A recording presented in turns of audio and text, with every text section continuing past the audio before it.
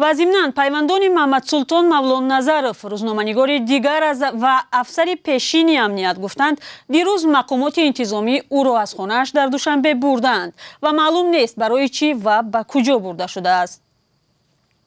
همکارم میرزانبی خالقزاد سرنوشت این خبرنگار را پیگیری کرد و حالا در استودیو با ماست. میرزانبی تا این لحظه چی اطلاعی نوی به دست آمده است؟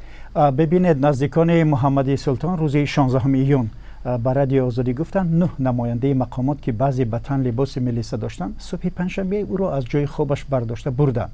در اداره ملیسا و در دادستانی دوشنبه در این باره هیچ چیزی به ما نگفتند. خویشاوندانش میگن که مقامات انتظامی هنگام بردن او محمد سلطان مولانظرов که 72 سال دارد و با نام محمد سلطان مشهور است با او رفتاری درشتی داشتند. مصاحبه ما که نخواست نامش را ذکر کنیم گفت و محمد سلطان حتی امکان ندادند که پای افضلش را بپوشد و پای برهنه او را به سمت نامعلوم بردند و تا کنون درکش نیست.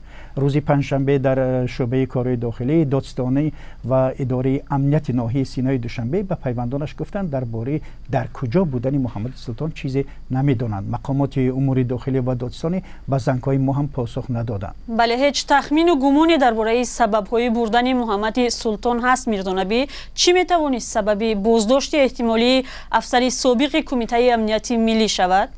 شاید روزهای نزدیک مقامات این مسئله را شردی‌اند، چون از تجربه های پیشین میدانیم که وقتی فردی شناخته بازداشت می شود وزارت امور داخلی یا کمیته امنیت از طریق رسانه‌های دولتی گزارش را درباره آن فرد نشر میکنند و میگویند که قانون شکنی و یا جنایت کرده است و غیر و کذا.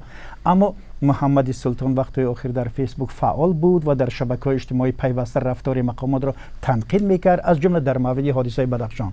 در یکی از نوشته‌هایش سیمومین یتیموف رئیس کمیته دولتی امنیت ملی را تنقید کرده و گفته است خدمات اکادمیک یتیموف تعقیبات روی راست و غیر سودی را که یقین سالهای پردهشت 37 و بیری را خاطررسان می‌نمایند قهرمانانه ادامه می‌دهد. تعدادی از کاربران شبکه‌های اجتماعی رفتار مقامات با محمد سلطان 72 ساله را که سالهای 70 در روزنامه کمسمال تاجیکستان کار کرده است محکوم نمودند. ولی ببینید زرنگیز روشن نیست او را برای تنقیدهایش از سیمومین یتیموف بردند و یا نوشته‌هایش درباره حادثه بدخشان یا مسائل دیگر. بله، تشکر. همکارم میرزانبی خالقزاد درباره بازداشت احتمالی محمد سلطان یکی از خبرنگاران سابق تاجیک صحبت میکرد.